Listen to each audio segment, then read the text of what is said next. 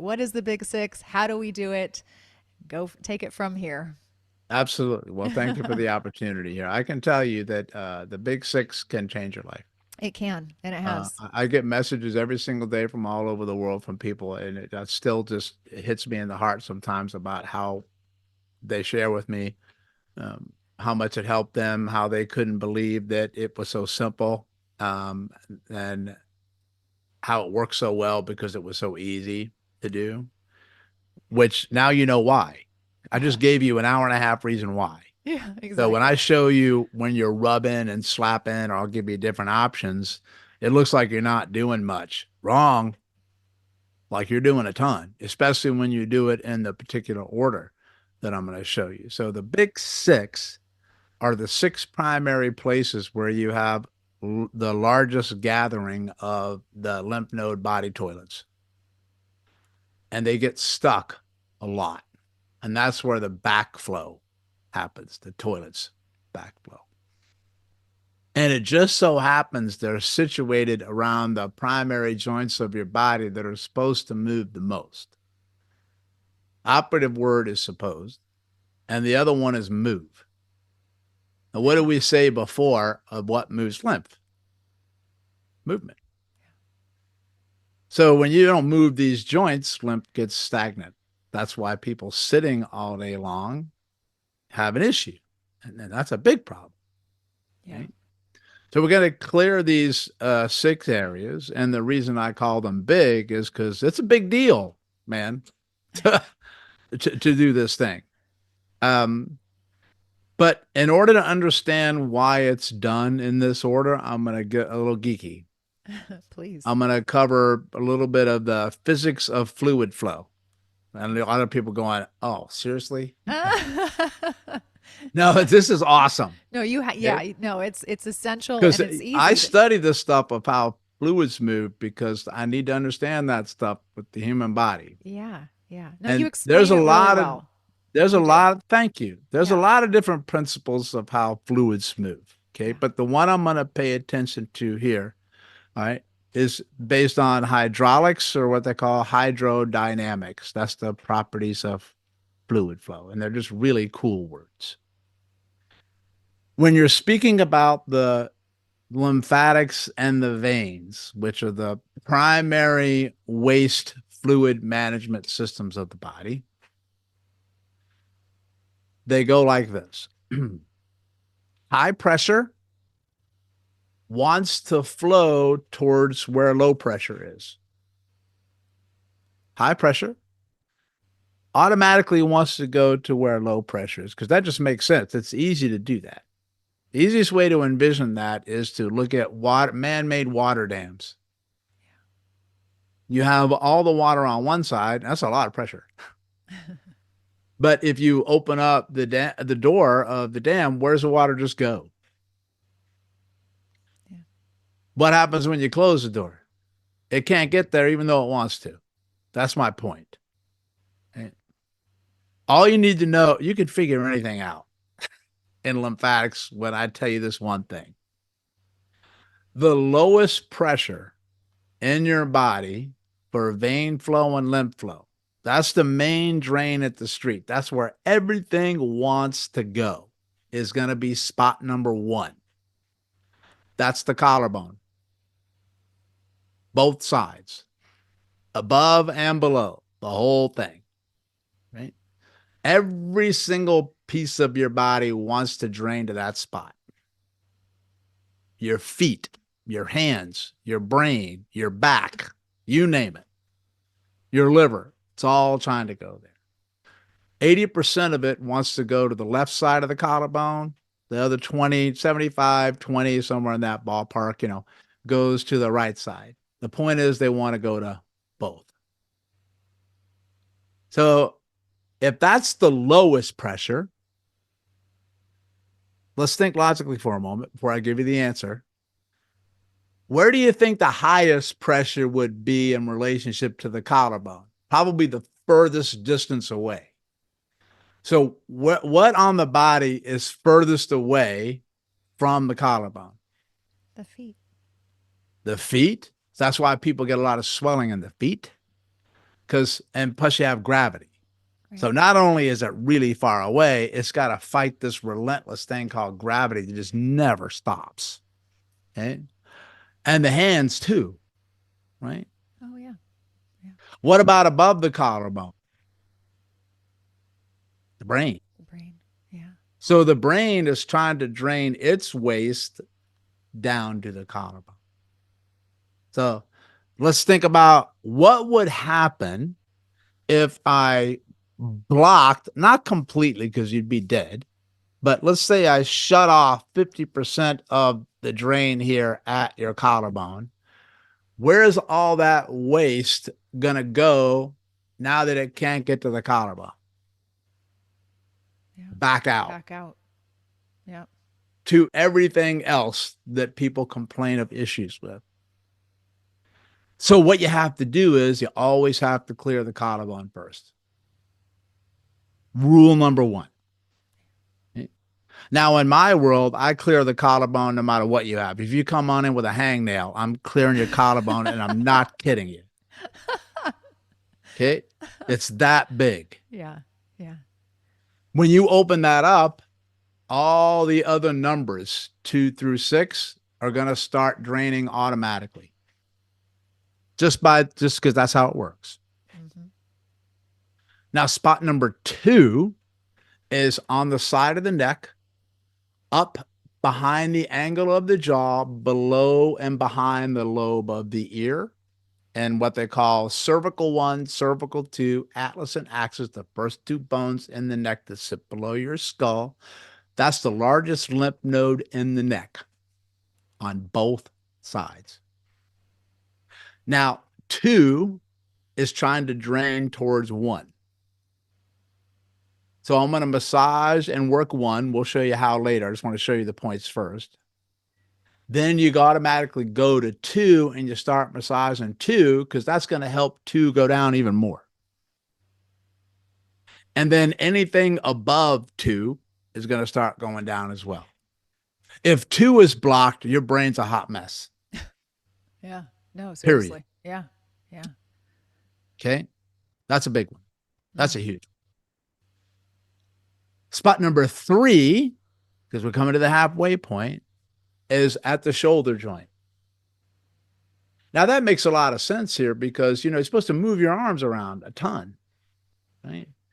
And that's the one that gets clogged a lot in women who have issues with breast cancer, implants, explants, all sorts of stuff in here. And this area gets clogged and then stuff stays in here. And then you get all sorts of problems. And they remove a lot of lymph nodes in there with a procedure, which compromises you even more. Yes. And then now the toilets are going to backflow everywhere else, especially in your brain, man. Oh my goodness.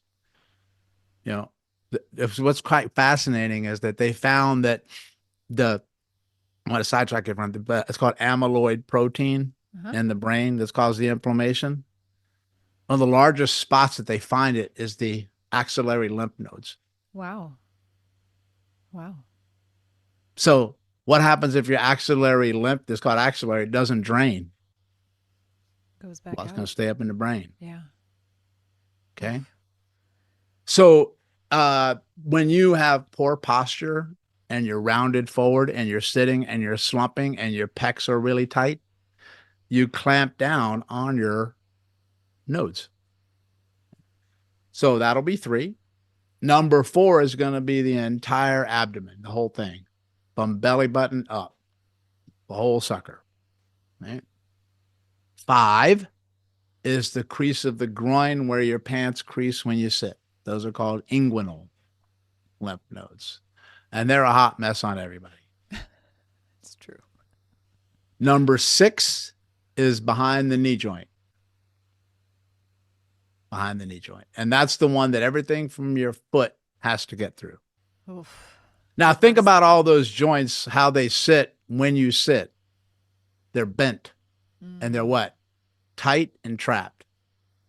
So all day long, you're choking off your lymph flow 24/7. Now, what you need to remember is this. Everything in your foot or your lower body is trying to get to your collarbone. But in order to get through your collarbone, it has to pass number 6, number 5, number 4 to get there.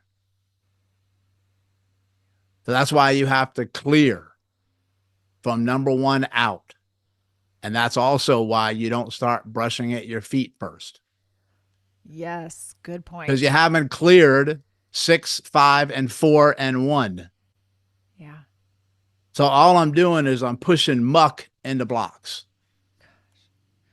So if you do 1 through 6 first, and then you scrape and have at it all over the place, arms, legs, everything. And then people say, which way do you scrape? Well, I ask you, which way does the fluid want to go? Where does it want to go? Collarbone. Just scrape to there. And because the fluid already knows where it needs to go. It's not stupid. It knows how to get there. You just have to open it up. Yep. And that's what you did. And then this is when we say, okay, how do I open it up? And then I'm going to say, it's up to you. Yeah. Whatever you want to do. Yeah. I just don't want you to mess up the order. That's the most important thing. Yeah. Yeah. Because this is where I showed you before, is that I'm going to show you different options. I don't care what you do here. I'm going to teach you like circles, Yeah. spirals, rotations. I tell people, I mean, you can draw hieroglyphics here. I don't care. The You alphabet. can use your hand, you can use a brush, you can Yeah. use a gua sha tool, you can use I use a vibration massage ball. They work Oh. freaking Oh. awesome. That's one reason why we produce those, because Mm-hmm. we like that a lot. So the only number one rule is this: don't cause pain when you do it. No pain. And then they say, how much pressure? And here's my answer: enough. Yeah. And I'm being tongue in cheek, but I'm not. And the Yeah. reason I say that is because it might need to change based on the person that you're working with and how sensitive an area is, how blocked up an area is. Yeah. The only rule is this: if you cause pain, I already know you're pushing too hard. You understand? Yeah. Yeah. So just start off light, and then they say how long. That's up to you. There's no magical unicorn number where if you do 10 seconds as opposed to 12 seconds, it's going to work or not work. Right. I always tell people, like, start off with 5 or 10 rubs, and they go, Doc, why'd you choose that? Well, because it's less than 20 to 30. Like, I just need you to rub there, but I also need you to actually fit this into your life so it's doable. Exactly. So I Exactly. had to make it, uh, what they call tactical and practical. Yeah. My friend Dr. Kerry Jones says that phrase. I love that. Yeah. Tactical and practical. Yep. Like, hey, I would work my lymph, but it's going to take me 30 minutes. No. Nope.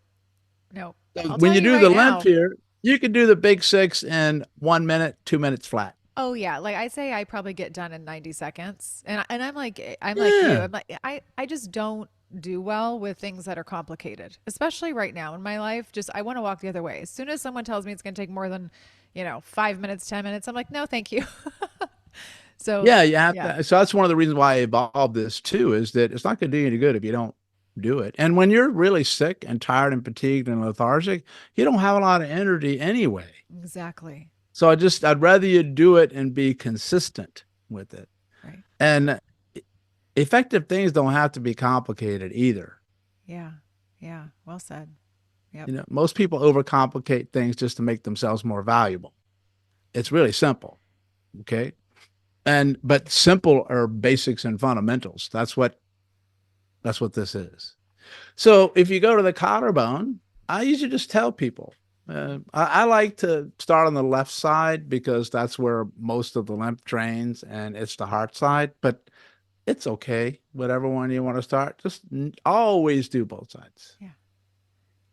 And just take your hand and just massage on, below, and above the collarbone and do some circles clockwise and counterclockwise, and change your speeds. Go a little slower, go a little faster. Then you can rub kind of up and down, side to side, in different directions. Because that's the way the tissue moves all over. and rub that for about 10, 20 seconds. And then I like to add a little bit of light tapping stimulation here because that's just a form of vibration. I learned a lot of these tapping techniques from studying Qigong and Eastern medicine. They've been doing this stuff for a couple thousand years because it probably works, Mm-hmm. right? So you don't have to overcomplicate it. And then you do the same thing on the other side, right? Rub here, just like that. Then you go to spot number two. Right? I like to do one side at a time on this one. The reason being is if people do both sides at the same time and they push too hard, they clamp off the carotid artery, blood flow to the brain, and they go night night. So you don't want you pushing too hard right here at the same time because you're going to go timber. So Yeah. just do one side at a time and then work your way over. That's Okay. interesting because that was intuitive for me because sometimes I do both side, not here, but mostly like my knees and my knee, or I should say spot 5 and 6, I do at That's the same fine. time. But up here, I can't. I have to do everything one at a time. Yeah. But Yeah. your brain kind of innately knows don't do that. That's not going to work out Yeah. well. Yeah. Yeah. Wow. Yeah. Amazing. Because that's the main blood flow route to the brain. Wow. And just do this side and this side. And then Okay. you go to three, you go right at the pec muscle Mm-hmm. in front of it and a little underneath, kind of near the armpit, Yep. Right there. and just slap and tap there as well. And do the other side. And then when you do the belly, I'm not going to stand up and just walk you through it because, it's pretty simple to do. You place your hands on your belly. Your hands can be above each other like this. If you're on Mm-hmm. camera, they're stacked. And then the other one, they're actually physically on top of each other. Either one is fine. And then I want you to rub your belly in any direction that you can possibly think of in the universe. Up, down, left, right, circles, spirals, rotation, figure eights, whatever. All right. Yeah. Do the alphabet. I don't care. And then do belly slaps. Mm-hmm. Now that's the one that I'm airing towards this one, tapping a little bit longer. So 10 taps is great. But if you can work your way up from 25 to 50, that's gold. Oh, okay. Okay. The reason being is such a big area, it's so deep, and you're also going to really stimulate your vagus nerve when you do that to help you relax. Okay. Okay. So work your way to 25 to 50 eventually. You're welcome because you're going to like that and you're probably going to poop like a banshee. Yeah. Okay. Yep. Then number 5 is the crease of the groin. Pretty much along the whole thing. Just do the big giant circles around the crease of the groin and then go along the crease itself and then straight up and down. Straight up and down. Okay. That's one of the most important areas of the whole body because that's the only way that blood gets to your feet is through that pipe. And it's the only way blood gets away from your feet through the pipe going the other way. That is such an important area. I can't even begin to describe to you how important that area is. Yeah. I've learned the hard way. Yeah. Yeah. It's massive. Yeah. It's massive. It's a huge part of my story too, from a Yeah. personal perspective. And when I wasn't working that area, it was even worse. So I know. Yeah. Yeah. Yeah. And then the last one is behind the knees. Just do your circles and do your slaps and the taps. And in Eastern medicine, they call the back of the knee the magic back point because it helps people with lower back Ah, pain. yeah. Right. Wow. Yeah. And there's a ton of physiological reasons why that is. But with this one, is primarily because of the lymph and the blood flow. But you get those. Right? And then you want to move the body after that. And I like to just kind of jump up and down like a little pogo stick, like up and down, like like I'm on a little mini trampoline. Yeah. Okay? Because you have built-in trampolines called calves. And that's what they're there for. Like this one. You shake your arms out, breathe in and out through your nose if you can. That gets the diaphragm moving and going like that. Okay. And that's it. And once a day is enough to start because it's pretty powerful. Yep. And I'm going to get into some common questions that I get asked I because was gonna say, I've done this a couple times. yes, you have.